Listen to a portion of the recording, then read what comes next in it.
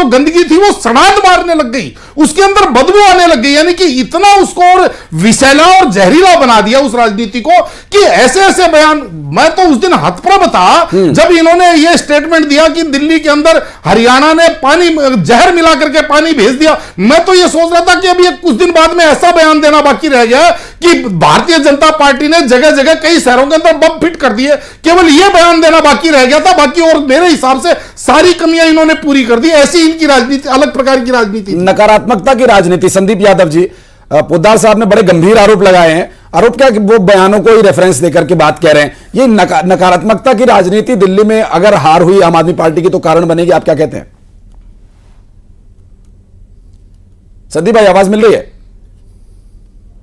नीति कह रहे हैं जी, ये राजनीति है जनता का पैसा डायरेक्ट जनता को ट्रांसफर करना। हाँ। उसको फ्री बिजली के रूप में, फ्री पानी के रूप में, जिसको ये लोग मुफ्त की रेवड़ी कहते हैं, वो असल में मुफ्त की रेवड़ी नहीं होती।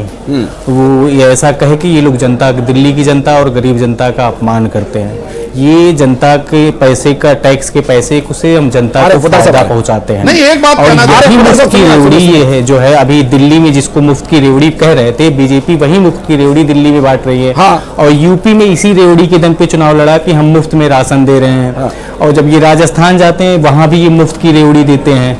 तो ये जिसको मुफ्त की रेवड़ी बोलते हैं उसी को बाद में बांटते हैं।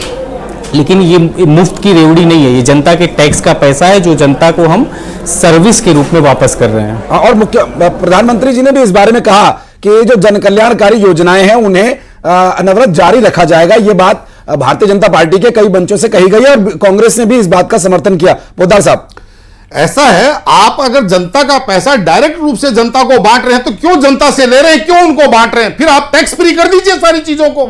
आप कह दीजिए दिल्ली जो अपना 9% जीएसटी लगाता है। प्रैक्टिकल बात करें ना आप। नहीं, मैं प्रैक्टिकल बात कर रहा हूं। इलेक्शन खत्म हो गए सर। नहीं, मैं वही बात कर रहा हूं कि आपको फिर जनता से पैसा उगाने की क्या जरूरत है? अगर जनता को डायरेक्ट, देखिए ऐसा है, हमारे यहाँ क्या व्यवस्था की गई, जनता से टैक्स के रूप में पैसा लिया जाए, जनता के लिए विकास पे खर्च किया जाए, हॉस्पिटल बनाए जाए, सड़कें बनाई जाए, फ्लाईओवर बनाए जाए, शिक्षालय बनाने, विद्यालय बनाया जाए, यूनिवर्सिटी बनाए जाए।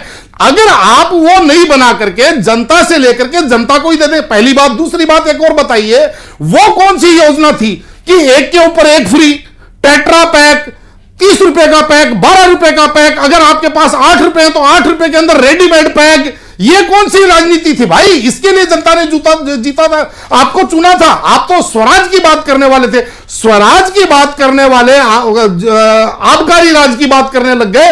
तो ये अलग प्रकार की राजनीति मेरे हिसाब से आज जनता ने इसको अस्वीकार कर दिया।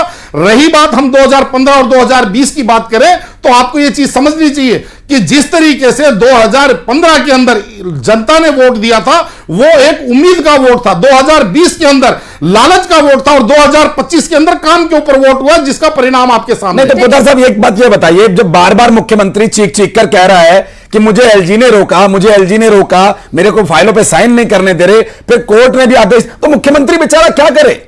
नहीं, इसका जवाब मैं देता हूं। देखिए, हमारे यहां क्या कहा जाता है कि जब आप राजनीतिक क्षेत्र में हैं तो पहले भी हम ये राजनीति देखते रहे। भारत एक जिस तरीके से एक फेडरल स्ट्रक्चर के ऊपर काम करता है।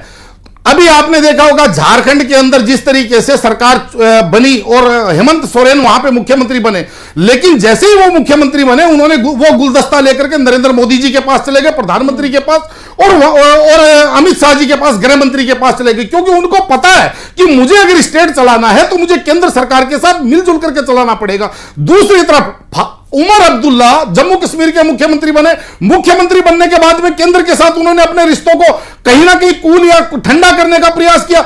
इन्होंने क्या किया, इनके मन में एक ही चीज थी कि जिस तरीके से हम शीला दीक्षित के ऊपर आरोप लगा करके दिल्ली की सत्ता पे हम काबिज हो गए, वैसे ही कहीं ना कहीं नरेंद्र मोदी के साथ उसी तरीके की जहरीली राजनीति और जहरीले आरोप लगा करके हम केंद्र की सत्ता में स्थापित हो जाए। तो हमारे यहां देसी भाषा में एक कहावत है कि ऐसी रातों के तो ऐसे ही तड़के होते हैं। ठीक है, अजय जी भी हमारे साथ लगातार जुड़े हुए हैं। अजय जी, जो वादे किए गए हैं बीजेपी की तरफ से कि अगर हमारी सरकार बनती है तो हम महिलाओं को इतने रुपए देंगे, हम जो योजनाएं अभी लगातार चल रही उनको बंद नहीं करेंगे, उनको जारी रखेंगे, कुछ ऐसा ही जो वादा है एमपी में भी किया गया था और यही चीजें रिपीट की गई थी। अजय जी, क्या वादे अलग है आम आदमी पार्टी से बीजेपी?